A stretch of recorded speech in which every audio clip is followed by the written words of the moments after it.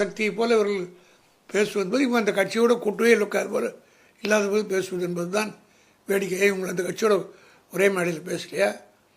ஜெயலலிதாவோட இல்லையா? ராஜ்யசபா எம்பி வாங்கின்னு போகலையா? எம்எல்ஏ ஜெயிச்சு வரலையா? அப்படியே நாங்கள் கூட்டணி வைத்தாலும் அதில் என்ன உலகமாக தப்பு? சிபிஐ சிபிஎம் ரெண்டும் உடஞ்சது 64. இப்போ 2 பேரும் ஒன்றா ஒத்த கருத்தோடு போகலையா?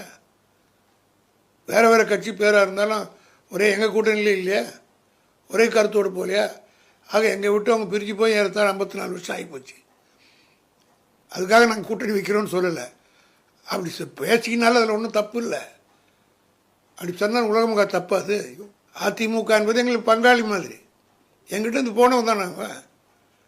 அதனால பங்காளிக்கிட்டு பகையாளின்றது கொள்கை ரீதியாக பாஜக ஒன்று தான் பலமுறை நானும் சொல்லியிருக்கேன், எங்களுக்கு சொல்லியிருக்கோம். அதனால் நாங்கள் அப்படி ஒன்றும் கூட்டணியும் பேசலை. ஆனால் 2 பேரையும் சேர்த்து ஒரே இடத்துல உட்கார வச்சுட்டாங்களே. நாங்கள் 2 பேரும் ஒரே அணியில் தானே இப்போது சட்டசபையில் உட்காந்துருக்கோம்.